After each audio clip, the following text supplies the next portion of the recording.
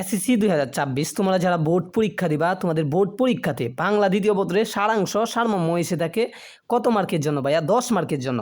তুমি বিশ্বাস করবা, কেউ বিশ্বাস করবে যে এইটুকু মাত্র 3টা লাইন লিখলে বা 3টা লাইনের একটু উপরে লিখলেই তুমি কত মার্ক পাইতেছো ভাইয়া? 10 মার্ক পাইতেছো। মাত্র এইটুকু লিখে তুমি 10 মার্ক পেয়ে যাইতেছো। এটা কোনো সম্ভবের কথা? অবশ্যই সম্ভবের কথা। জাস্ট খালি তোমাকে মুখস্থ করে লিখতে হবে, অথবা তুমি কিভাবে লিখবা আমি তোমাদেরকে বুঝাইতেছি। দেখো, সারাংশ এবং সারমর্ম তাইকা সবচেয়ে সহজ থাকে হলো সারাংশ। তো সারাংশ কিন্তু সহজ থাকে কেন জানো? গল্প থেকে আসে, আর কবিতা থেকে আসে হলো সারমর্ম। তো সারমর্মটা একটু কঠিন লাগে, ঠিক আছে?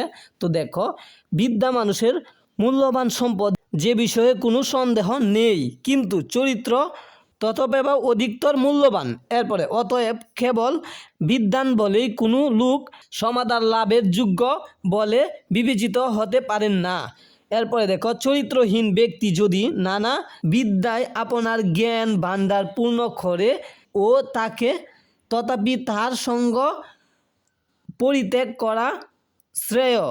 এরপরে দেখো, প্রবাদ আছে যে কোনো বিষধর সাপের মস্তকে মণি থাকে, মণি মূল্যবান বটে, কিন্তু তাই বলে যেমন মণি লাভের নিমিত্ত বিষধর সাপের সহাচয় বুদ্ধিমানের কাজ নয়।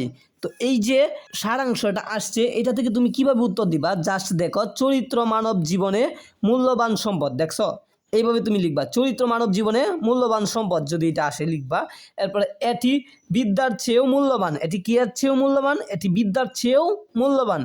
মাথায় মণি থাকলেও সাপ যেমন ভয়ঙ্কর, তেমনি চরিত্রহীন ব্যক্তি বিদ্বান হলেও তার সহচর্য বর্জনীয়। এতে নিজের চরিত্র কলঙ্কিত হওয়ার আশঙ্কা থাকে। তার মানে তুমি বুঝতে পারতেছ?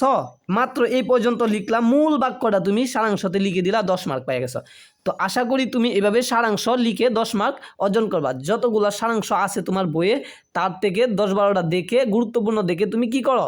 দুমায়া মুখস্থ করে ফেলো 10 মার্ক পাওয়ার জন্য। সকলকে ধন্যবাদ ভিডিওটি দেখার জন্য। এইভাবে প্রত্যেক পরীক্ষার সাজেশন পেতে চ্যানেলটা সাবস্ক্রাইব দিয়ে রাখো।